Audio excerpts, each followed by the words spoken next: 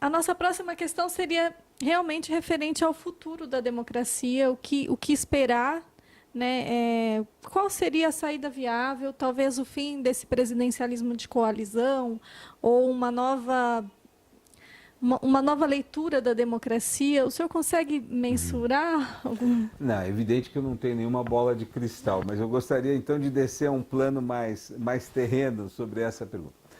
Eu acho que o Brasil, evidentemente, está numa encruzilhada, né? O presidencialismo de coalizão, ele se demonstrou problemático, porque você tem um defeito fundamental, né?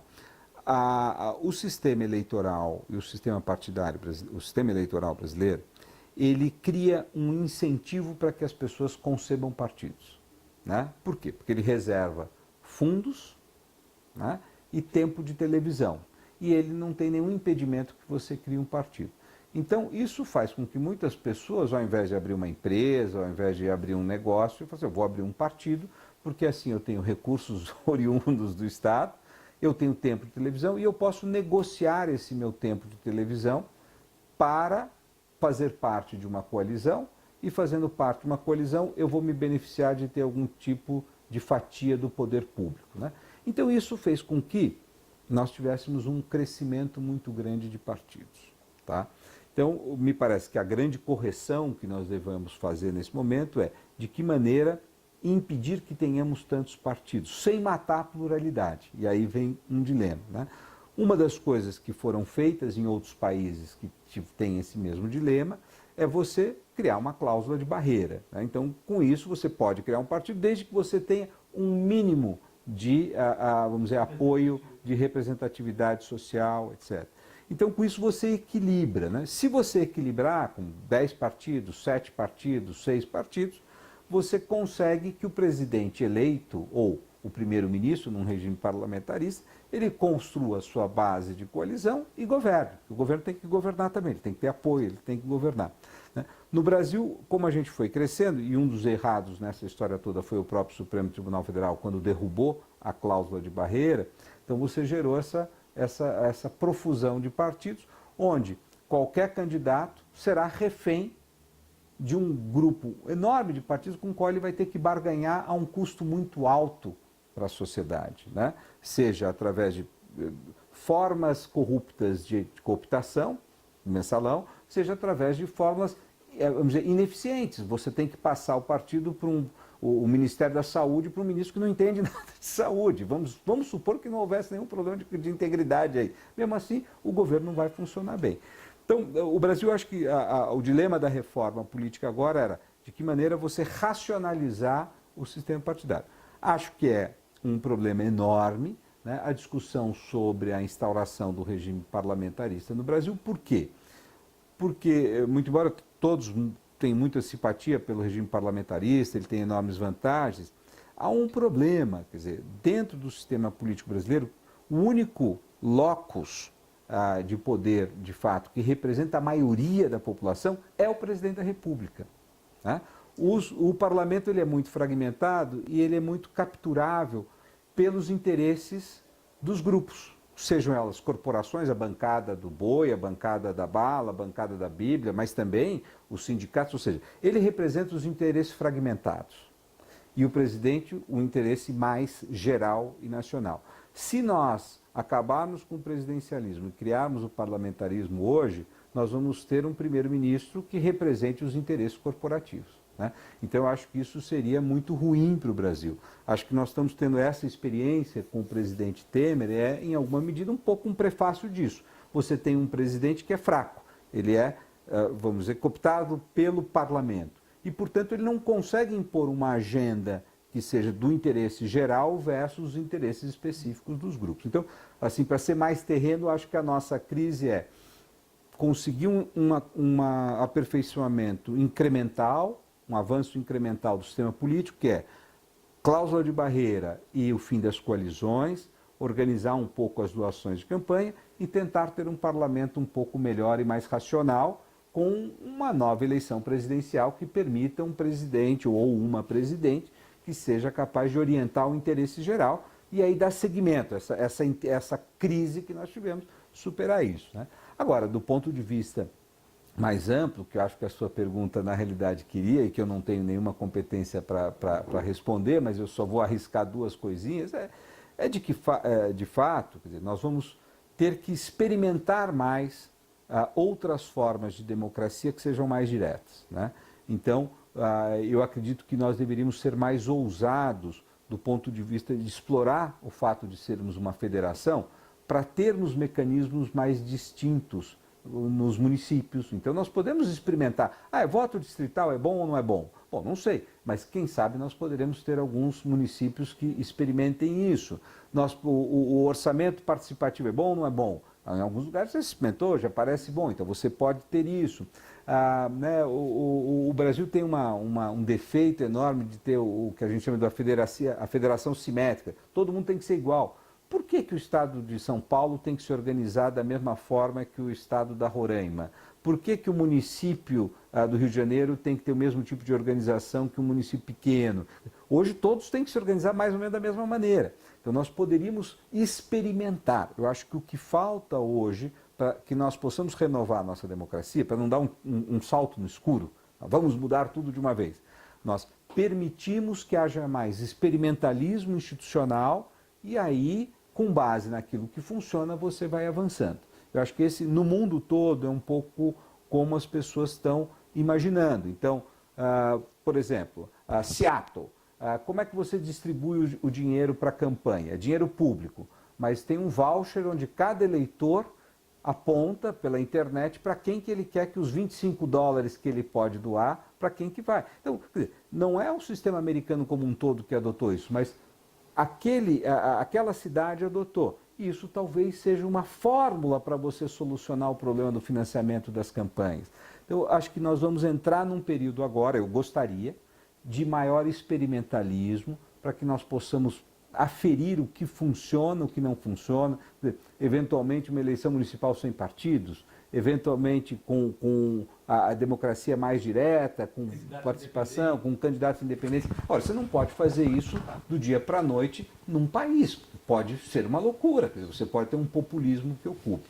Eu acho que vão ser anos de aprendizado, como é que nós vamos nos virar sem as grandes instituições que durante o século XX mediaram a democracia e com a tecnologia que pode, vamos dizer, estabelecer uma outra forma de agregação de interesses, né? Mas isso é um aprendizado e a gente tem que ir devagarinho com isso. Oscar, você tocou numa palavra-chave para a gente e você falou do Supremo Tribunal Federal. Eu ainda me lembro do dia da promulgação da Constituição e de vez em quando tem um flashes do discurso do deputado Luiz Guimarães, né? Conhecemos o caminho maldito, algo assim, né? Contra a Constituição, criticar sim, né? Reformar sim, mas descumpri-la nunca, né? Rasgá-la jamais. Conhecemos o caminho maldito, rasgar a Constituição, trancafiar a liberdade, mandar patriotas para a cadeia, para o exílio e para o cemitério. O grande garante disso tudo, né, em última razão, tem que ser o Poder Judiciário. E no Brasil, nós criamos, né, isso é um fenômeno talvez de âmbito mundial, pelo menos ocidental, mas o judiciário brasileiro está sempre atrelado a uma palavra agora que é a litigiosidade. Como é que a gente lê essa litigiosidade brasileira? Eu acho que você tem um movimento, sim, ao redor do mundo democrático de explosão de litigiosidade. Isso não é só o Brasil que aconteceu, né? O que no Brasil certamente aconteceu foi uma explosão de litigiosidade constitucional. Quer dizer, constitucionalizou-se tudo. Acho que a razão disso, primeira você tem uma Constituição muito ampla. A Constituição brasileira ela é muito ampla tematicamente, né? E ela é muito ampla em termos do modo como ela regula no detalhe as coisas. Isso não é uma crítica, hein? Isso é as constituições mais contemporâneas, quase todas têm o mesmo perfil. É evidente, fazer uma Constituição nos Estados Unidos com 60 fazendeiros brancos protestantes no processo constituinte, a Constituição é muito mais fácil de fazer. fazendo uma sociedade, você tem índio, você tem quilombola, você tem empresário, ela vai ser muito mais complicada de ser feita, ela tende a ser maior. Então, as constituições, elas cresceram ao longo das últimas décadas, né? A Constituição brasileira é um exemplo, vamos dizer, talvez emblemático demais até, mas junto com a Constituição colombiana e indiana são parrudonas, né? Elas são muito grandes. E isso, então, transforma o judiciário que tem que garantir a Constituição num fulano hiperativo, independentemente da vontade dele, né?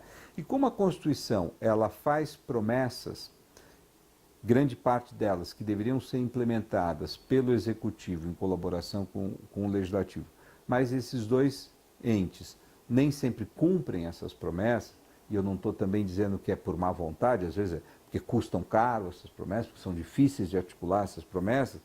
O que acontece é que, na medida em que o poder político é incapaz de atender aquilo que foi determinado na Constituição, você recorre ao judiciário, né? E o judiciário entra numa situação muito complicada, porque se ele se dispõe a tentar resolver esses conflitos e eventualmente ele consegue fazer isso, ele toma o lugar do sistema político, né? Se ele se abstém, ele é insincero, porque a função dele era tentar fazer isso. Então, isso eu acho que vem acontecendo. É um pouco o dilema de todos os países que se constitucionalizaram demais e que transferiram ao judiciário muitos poderes. Tem países onde o judiciário tem uma tradição de muita deferência. Bater uma questão no judiciário que implica em tomar decisão distributiva, ele fala, não tomo, não faço. Isso não é meu papel. Procurem o legislativo e façam o seu lobby direito. No Brasil, o judiciário incorporou isso à sua agenda. Então, ele foi ampliando, e evidentemente que também, ao ampliar o seu papel dentro da lógica política, ele passa a ser objeto dos mesmos tipos de crítica do sistema político. Porque se ele decide errado, né? Então vamos pegar uma questão que foi muito comum aqui no debate brasileiro, a distribuição de medicamentos. Ele entrou. Né? O Executivo e o Legislativo não faziam políticas consistentes de saúde, e medicamentos, o Judiciário entrou. Bom, mas aí alguém pode ir lá e criticar, olha, ao dar um medicamento tão custoso para uma pessoa, você desassiste 400 outras em outra situação. Então, isso coloca ele numa posição de tomador de decisão pública, com uma diferença. O tomador de decisão pública, quando toma uma decisão errada, pode ser punido na próxima eleição. O juiz não. Ele não é responsável pela sua decisão política, né?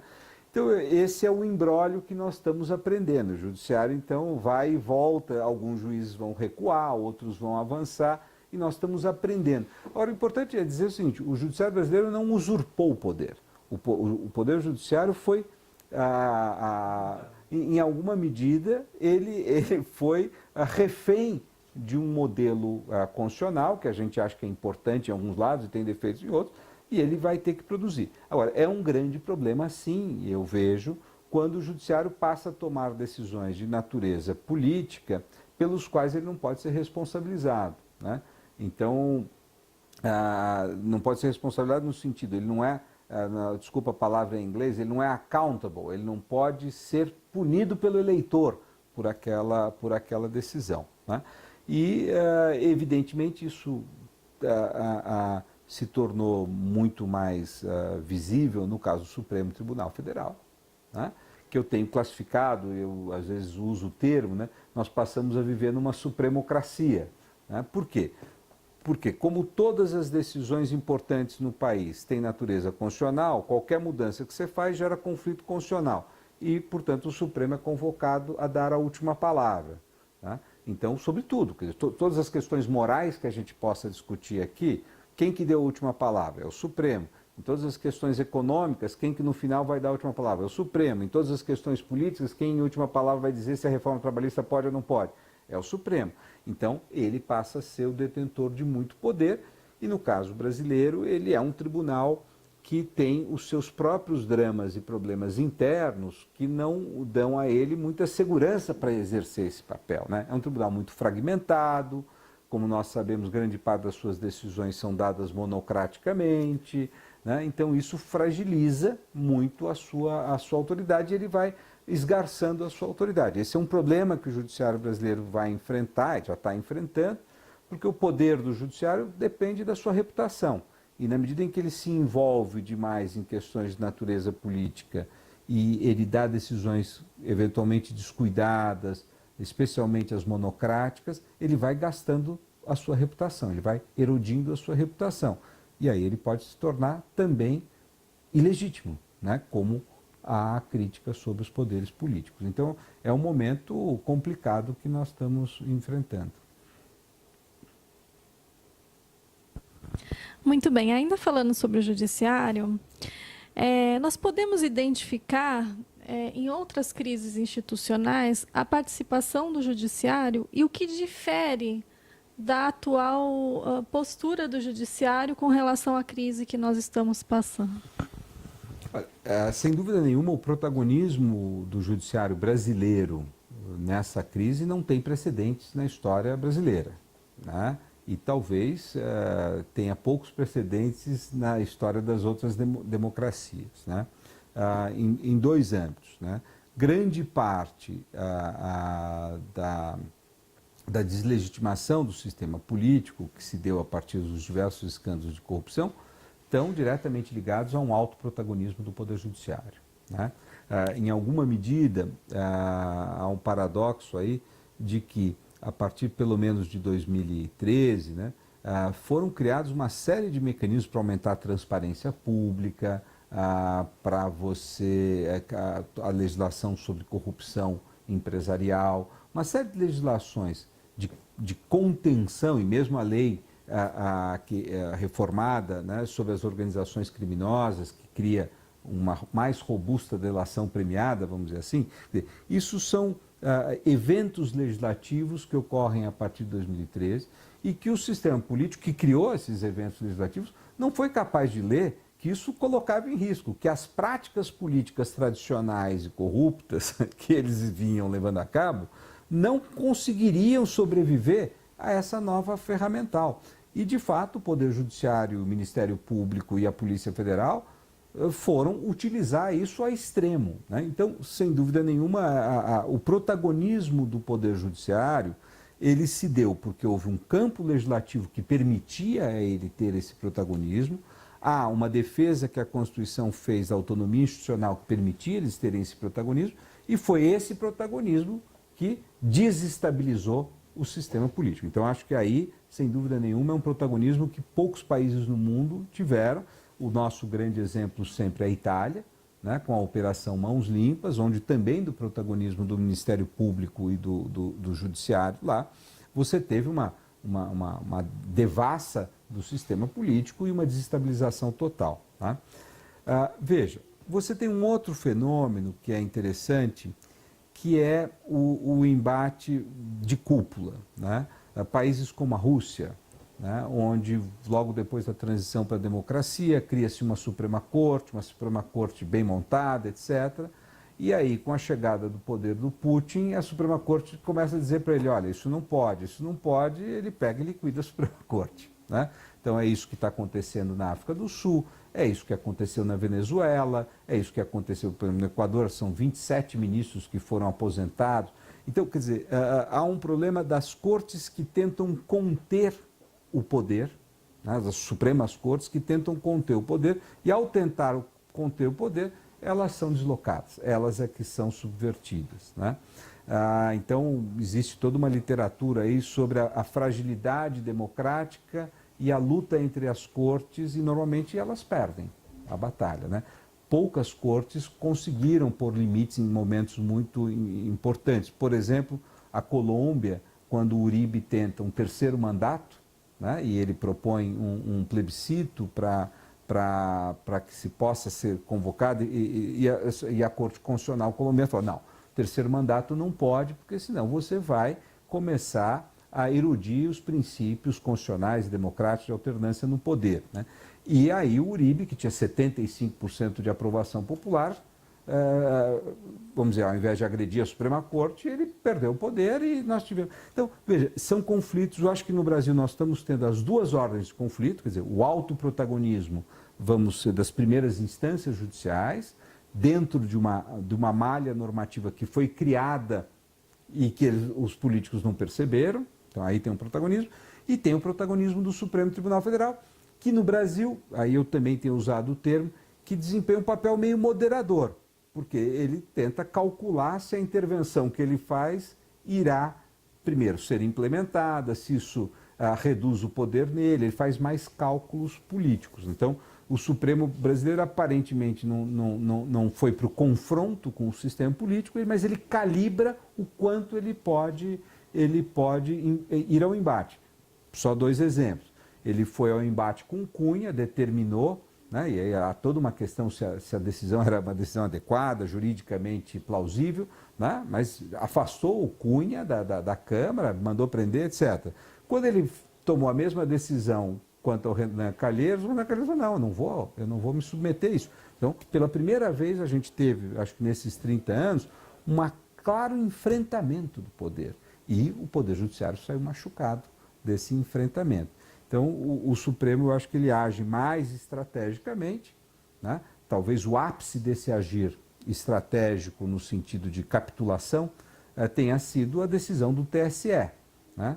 E não digo pelo resultado, né? Eu digo pelo modo como o ministro Gilmar Ferreira Mendes articula esse resultado. Quando ele diz, o que está em jogo aqui não é a aplicação de uma lei qualquer, o que está em jogo aqui é uma ética de responsabilidade, né? Então, claramente, ele está dizendo que o papel ali não era um papel judiciário, era um papel moderador de tentar encontrar uma solução para a crise. Bom, eu acho que estamos nos encaminhando para o final aqui, tomamos bastante o seu tempo, mas a gente está falando de coisas estruturais, né? Falamos um pouco da promessa de cuidar dos vulneráveis da sociedade brasileira, de vulneráveis de uma história de desigualdade desde a fundação, de 500 anos. Mas tem uma faceta do sistema de justiça, né, que é exatamente pensando nessa população, não nesses termos mais macros, que é ser contramajoritário. Não é? E aí resguardar, né, o pluralismo, a proteção das minorias, e que envolve, inclusive, a proteção dos vulneráveis do ponto de vista econômico. Temos acertado, pelo menos, nessa seara? Olha, de fato, quer dizer, por que a gente precisa ter o controle de constitucionalidade? Exatamente para quando a maioria abusa da sua condição de maioria contra a minoria, você ter alguma forma de proteção das minorias, né? Então isso é muito importante em países multiétnicos, isso é muito importante em países multirreligiosos, tá? Senão a maioria protestante de um país determina que os judeus não possam... Então é fundamental, eu acho que é parte da engenharia das democracias contemporâneas ter um mecanismo contramajoritário, né? E no Brasil, se nós analisarmos nos últimos anos, as grandes questões que foram colocadas pelo Supremo, ele não teve um papel contramajoritário. Ele teve um papel de confirmar a decisão majoritária que estava sendo contestada por um grupo minoritário que perdeu. Às vezes a pessoa, não, o Supremo tomou a decisão na ação afirmativa. Eu falei, não, a ação afirmativa o governo criou, o grupo que estava insatisfeito, que foi derrotado no campo majoritário, questionou. O Supremo foi lá e falou, não, é constitucional. Células-tronco, que também deu uma confusão. O governo criou uma lei de biossegurança, a igreja entendeu que aquilo não era aceitável, questionou, o Supremo confirmou, né? Raros são os casos no Brasil onde o Supremo foi de fato contramajoritário. Um dos casos, por exemplo, que as pessoas alegam é o caso da união homoafetiva, que eu às vezes acho até que foi um pouco a delegação. Para o Congresso era custoso demais aprovar uma reforma do Código Civil que permitisse isso, né? E o Supremo, como ele não tem que ser eleito no dia seguinte, ele poderia fazer. Então, existem casos, mas não são muitos os casos de uma ação contramajoritária do Supremo. Acho, no entanto, e aí, eventualmente até os magistrados que vão me ouvir não vão ficar muito contentes, né, que o judiciário brasileiro tem um papel, às vezes, de hiperproteção de minorias extremamente privilegiadas, né? Então, todas as questões que nós estamos assistindo agora a respeito de salários, é isso, quer dizer, você vai criando mecanismos pelos quais você protege privilégios. Você reveste ele de nome de direitos e protege. Mas, de fato, eles são privilégios porque eles não podem ser partilhados por todos. Então, eu acho que o problema do judiciário brasileiro, menos do que ser contra-majoritário no bom sentido, é quando ele é contra-majoritário no mau sentido, onde ele protege e entrincheira privilégios. Muito bem, doutor Oscar, nós agradecemos muito a entrevista concedida. Para nós foi um privilégio, né, ouvi-lo nesses minutos aí. Ainda teríamos diversas dúvidas e mais, eu acho que já esclarece para a gente algumas questões, inclusive com relação à reforma trabalhista, todo esse processo político que é importante conhecer para discutir a reforma. Bom, eu queria agradecer novamente, reforçar o agradecimento, porque no nosso cotidiano a gente às vezes não tem parado dentro do Poder Judiciário para pensar exatamente qual é o nosso papel institucional, não é? E isso às vezes gera ranger de dentes que acho que a sua reflexão nos ajuda, e espero que ajude a todos os colegas que vão assistir a entrevista, a dar um outro olhar sobre o que nós estamos vivendo nesse nosso caldo cultural conjuntural. Então, muito obrigado mesmo. Não, eu é que agradeço e acho que é um momento muito importante, especialmente para a Justiça do Trabalho, onde nós temos uma reforma trabalhista feita de maneira bastante assodada, né, que tem implicações constitucionais muito grandes, e sem dúvida nenhuma o papel do juiz de primeira e segunda instância será fundamental para calibrar essa reforma, né, exercer a proteção de uma série de direitos que estão na Constituição e que, ao meu ver, a reforma limita, né? E esse vai ser um jogo disputado tanto no Supremo Tribunal Federal quanto nas primeiras instâncias, e é muito importante que as primeiras instâncias tenham clareza de que elas também têm um papel de guarda da Constituição. Sem dúvida alguma. Bom, agradecemos a todos que estão nos assistindo. Lembrando que para receber as nossas atualizações a respeito dos vídeos que estamos divulgando acerca da reforma e demais entrevistas importantes aí para o atual contexto, é só se inscrever no nosso canal lá no YouTube. Se você acionar o sininho, vai receber em primeira mão as nossas atualizações do canal. Se inscreva e compartilhe aí os nossos vídeos para a gente divulgar as informações. Obrigada. Esse é um paradoxo. Como é que você explica isso, né? Que o Brasil era, quando a gente fez a Constituição, o quinto país mais desigual do mundo, e depois de quase 30 anos de uma experiência constitucional com tantos direitos, com tanta generosidade constitucional, o Brasil hoje é o 10º país mais desigual do mundo.